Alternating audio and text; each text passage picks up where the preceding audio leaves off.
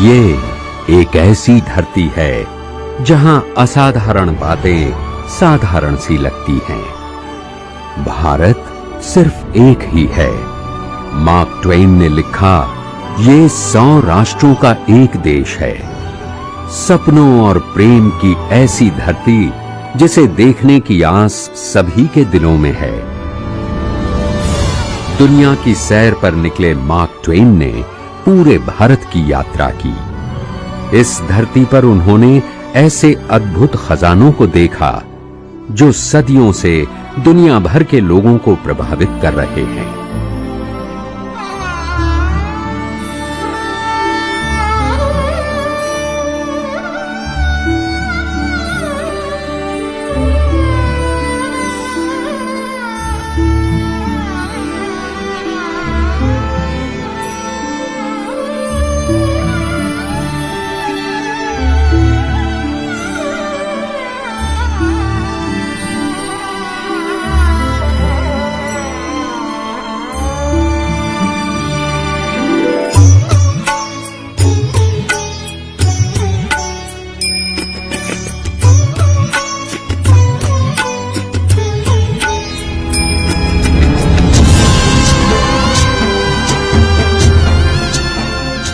हमारे रंग बिरंगे रीति रिवाज और उत्सव जो दुनिया भर में सबसे विशाल और मन लुभाने वाले हैं।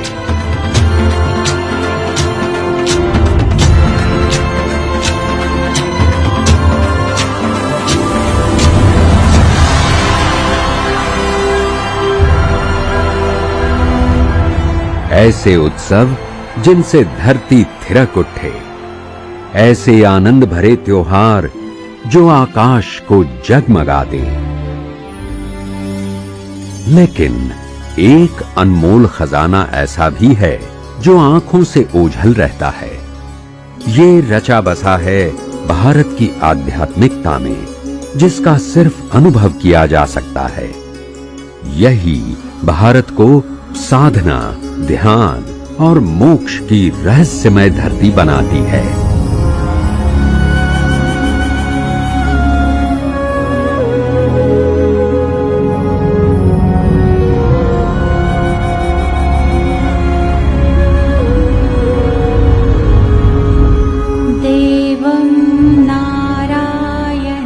भारत में हजारों वर्षों से जीवन के गूढ़ रहस्यों की एक ऐसी खोज चली आ रही है जो भौतिक दुनिया से परे है।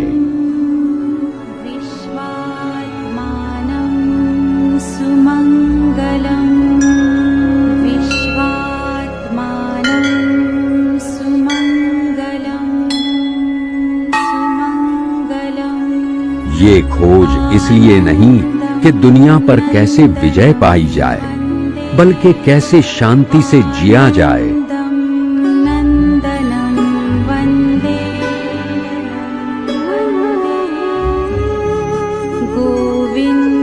कैसे जीवन और जीवन से परे मृत्यु को समझा जाए।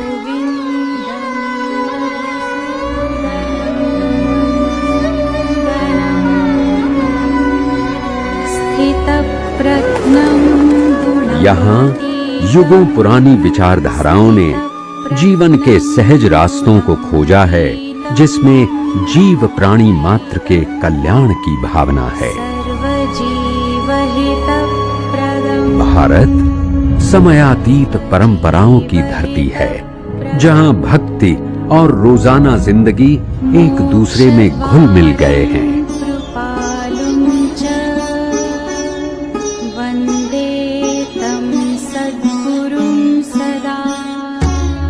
ये महान योगियों की धरती है, जिन्होंने सांसारिक संबंधों से मुक्त होकर अकेले वीरान यात्राएं की हैं। अपने अस्तित्व को गहराई से समझने के लिए वो घर, परिवार और सुख सुविधाओं को त्याग कर निकल पड़ते हैं और प्रकृति की कठोरताओं को सहजता से झेलते हैं।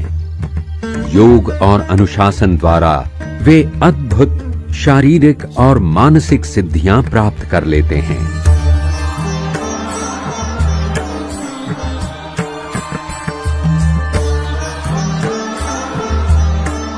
दूसरों को अपना ज्ञान बांटने के लिए वे निकल पड़ते हैं, तब साहस, त्याग और विवेक की अनेकों महान गाथाओं का जन्म होता है। ये गाथा है एक ऐसे बालक की जिसने आध्यात्मिक भारत के रहस्यों को उद्घाटित करते हुए एक असाधारण यात्रा की।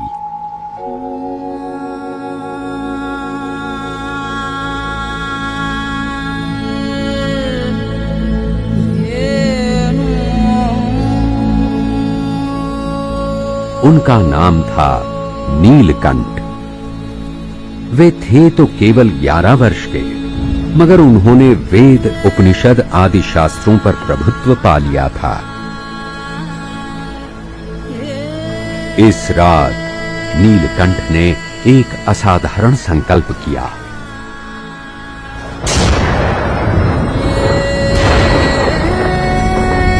सभी जानते थे कि नीलकंठ एक दिन सांसारिक सुख सुविधाएं छोड़कर एक योगी का कठिन और चुनौतीपूर्ण जीवन अपना लेंगे, मगर ये नहीं जानते थे कि कब और क्यों।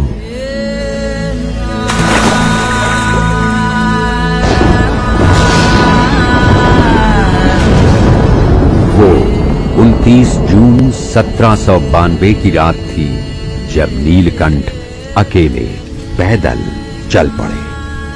साथ में था केवल उनका आध्यात्मिक बल और कुछ नहीं।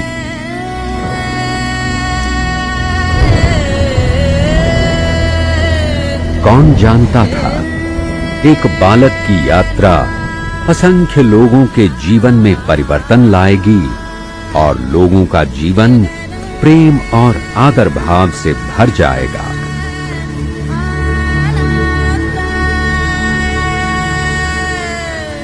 नीलकंठ ने वो सब कुछ पीछे छोड़ दिया जो उनके लिए जाना पहचाना था।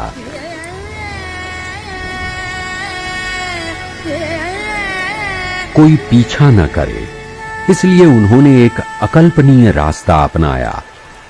उन्होंने बाढ़ से उफनती सरयू नदी में प्रवेश किया, इस बात से अनजान कि वो कौन से तट पर जा पहुंचेंगे या फिर तट पर जीवित पहुंचेंगे भी या नहीं।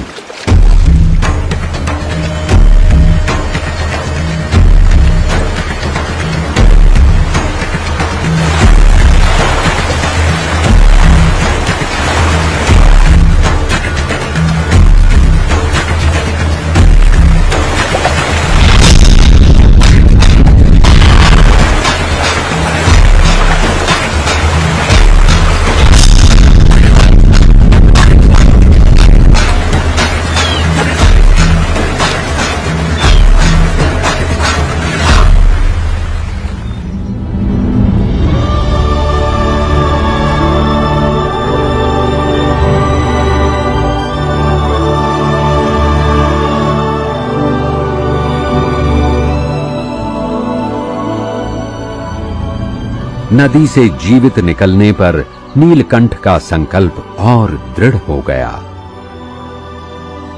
उनके पहले कदम उठेंगे और वक्त के साथ उन्हें एक ऐसी यात्रा पर ले जाएंगे जो 7 वर्षों तक चलेगी और 12,000 किलोमीटर तय करेगी।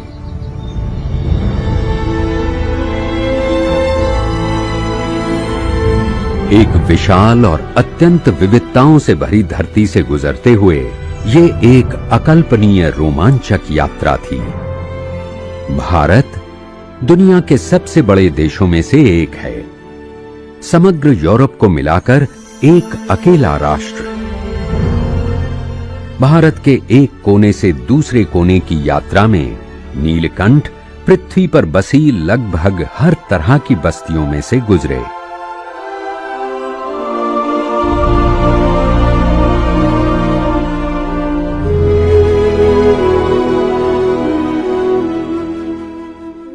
उत्तर में वे पृथ्वी की सबसे ऊंची पर्वत श्रृंखला पर जा चढ़े जो दुनिया की छत है, जिसे संस्कृत में हिमालय कहते हैं। इन खतरनाक बर्फीले पर्वतों में 0 से नीचे तापमान का बाल योगी नीलकंठ ने सामना किया, एक तरफ 50 डिग्री तापमान से सुलगते और पानी की बूंद को तरसते रेगिस्तान, तो दूसरी तरफ चेरापूंजी जैसे घने जंगल, जहां दुनिया में सबसे ज्यादा वर्षा होती है। यहां से गुजरते नीलकंठ दुनिया के सबसे बड़े प्रायद्वीप के साथ साथ चले, जो 4000 मील से भी ज्यादा लंबा है।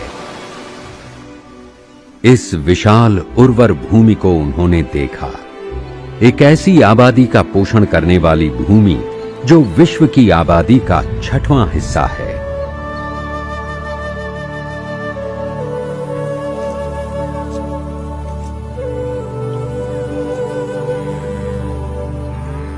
नीलकंठ की साहसिक यात्रा उन्हें सभ्यता के प्राचीन पालने से होते हुए ले गई, जहां 8000 वर्षों से भी पहले मानव बस्तियों का उदय हो चुका था। हाल के खोज संकेत देते हैं कि मिस्र और मेसोपोटामिया से सहस्राब्दियों पहले भारत में एक महान संस्कृति पनपी थी।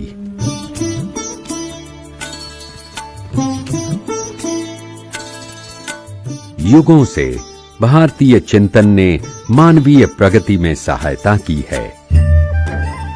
पृथ्वी पर फसलें उगाने से लेकर आकाश को नापने तक भारत ने अंतरिक्ष विज्ञान, ज्यामिति, गणित में महत्वपूर्ण योगदान दिया है। यहां तक कि शून्य और दशमलव प्रणाली के आविष्कार भी यहीं किए गए थे। औषधि और शल्य चिकित्सा यहां फली फूली और आयुर्वेद का लाखों जड़ी बूटियों का ज्ञान आज दुनिया भर में आयुष्य बढ़ाता है।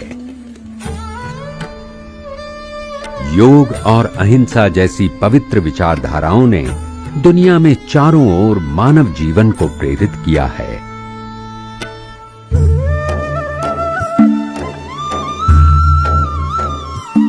इन्हीं आध्यात्मिक मूल्यों को दूसरों के साथ बांटने के लिए नीलकंठ उत्तर पश्चिम की ओर निकले, उस क्षेत्र की ओर जहां भारत की सबसे पवित्र नदी गंगा का जन्म हुआ है। वे जहां भी गए, कम उम्र के इस बाल योगी को देखकर लोग आश्चर्यचकित रह जाते थे। अगर यह अकेला है तो मैं उसे अपने घर ले जाऊंगी। बेटा, लगता है तुम रास्ता भटक गए हो। इस समय तुम्हें घर पर होना चाहिए। मैं तो घर में ही हूँ। भटक तो दूसरे लोग गए हैं। तुम जा कहाँ रहे हो बेटे? उनके पास जिन्हें मेरी जरूरत है। नीलकंठ से प्रभावित होकर उन्होंने इस बाल योगी से पास के तीर्थ हरिद्वार आने की विनती की।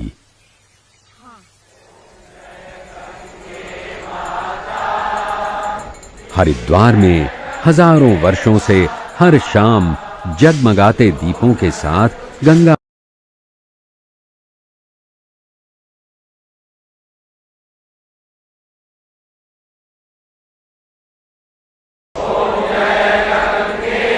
हरिद्वार दुनिया के सबसे बड़े उत्सव की भूमि है। वो है महीने भर चलने वाला पूर्ण कुंभ, जो हर 12 वर्षों के बाद आता है और लगभग 7 करोड़ तीर्थ यात्रियों को पवित्र करता है।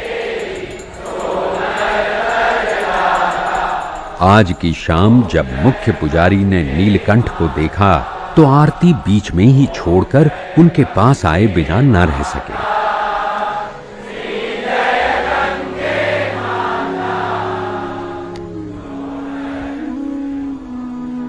आपके चरण पड़े तो हरिद्वार सच में हरि का द्वार हो गया। आपका शुभ नाम, गांव? यूं तो सारे नाम मेरे ही हैं, परंतु आप चाहे तो मुझे नीलकंठ बुला सकते हैं। नीलकंठ, मेरी कुटिया पवित्र करने की कृपा कीजिए। निकट ही है।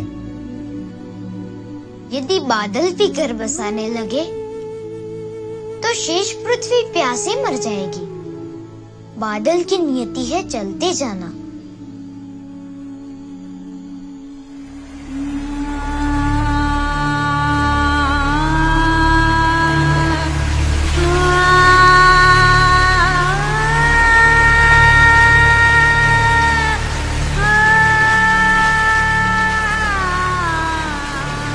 नीलकंठ चाहे कहीं भी हो, अपनी परंपराओं का आदर करते हुए प्रभात की पहली किरणों के संग नित्य पूजा आराधना करते।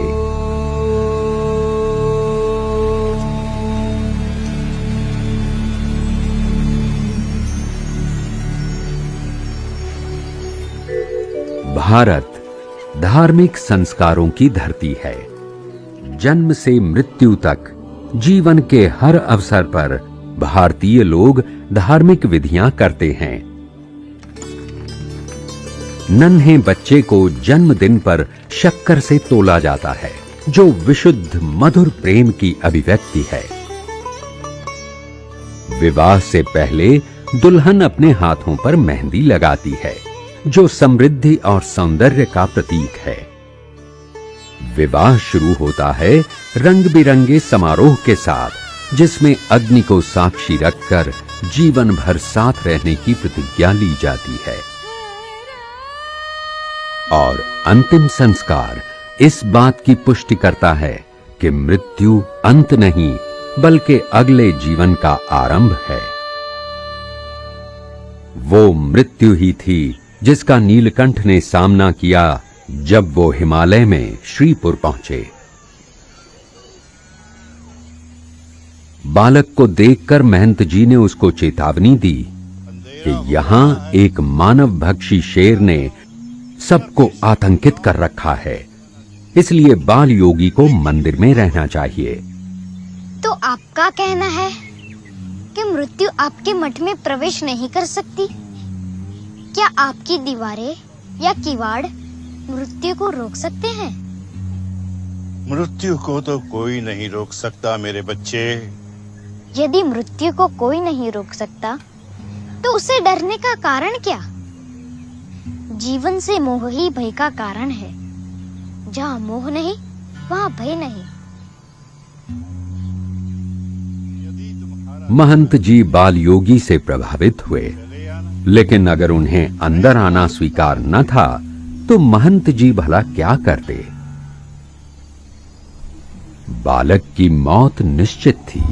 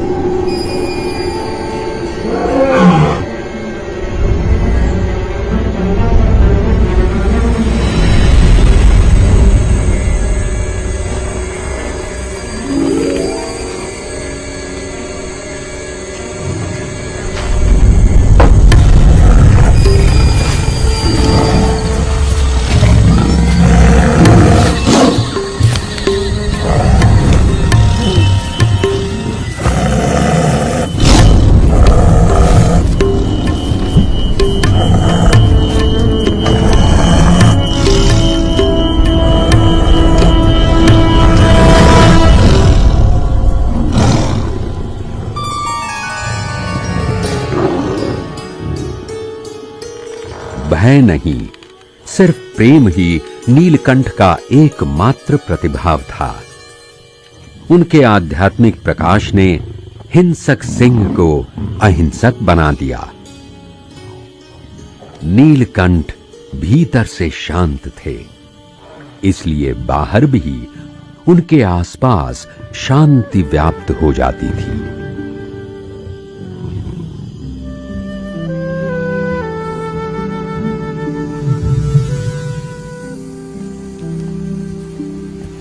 सुबह होते ही शेर जंगल लौट चला और शांति गांव में लौट आई। ग्रामवासियों ने नीलकंठ को श्रीपुर में ही रहने के लिए प्रार्थना की। नीलकंठ ने समझाया कि रोजाना जिंदगी के छोटे मोटे डर हों या मौत का डर, उससे मुक्त होने के लिए आत्मशक्ति की जरूरत है।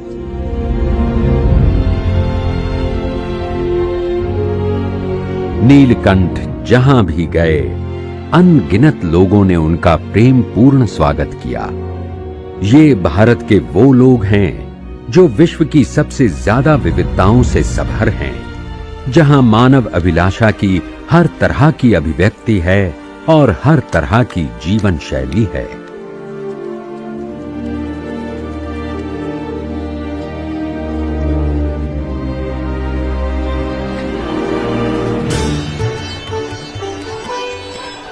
विश्व की सर्वप्रथम लोकतांत्रिक परंपराओं का जन्म हुआ था भारत में।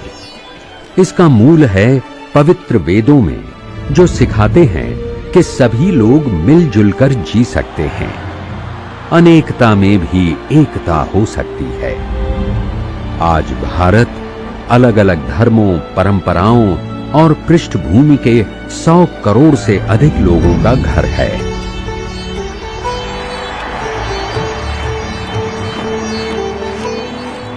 यही एकमात्र ऐसा देश है जहां 18 विभिन्न भाषाओं को जन्म मिला है, जिनके अलग अलग मूलाक्षर हैं और 1600 से भी ज्यादा बोलियां बोली जाती हैं।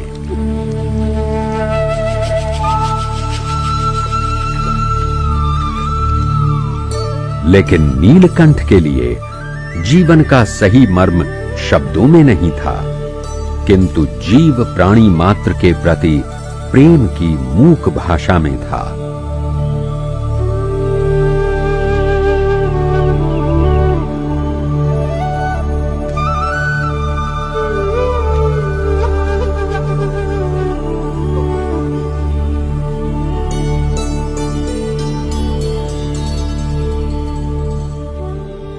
नवंबर 1792 में नीलकंठ हिमालय में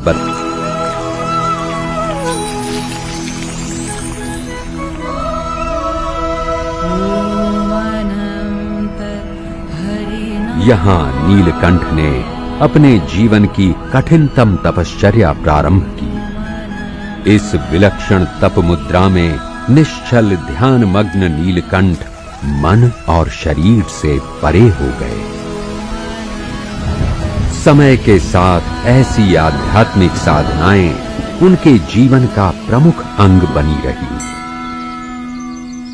आज मैं आसाम में हिमालय में 4 वर्ष बिताने के बाद नीलकंठ पूर्व भारत की ओर चल पड़े, जिन्हें युगों से अनगिनत शिल्पकारों ने हाथों से तराशा है। सांची का स्तूप गौतम बुद्ध के सम्मान में इसे 2000 वर्ष पहले बनाया गया था। बौद्ध अनुयायियों के लिए ये एक महत्वपूर्ण तीर्थ है। प्रसिद्ध सिख तीर्थ अमृतसर का स्वर्ण मंदिर, जो सोने से आवृत है, और इलोरा में कैलाश की चमत्कृति, जिसे एक ही पहाड़ी चट्टान से तराशा गया है। इसे बनाने में 150 साल लगे थे।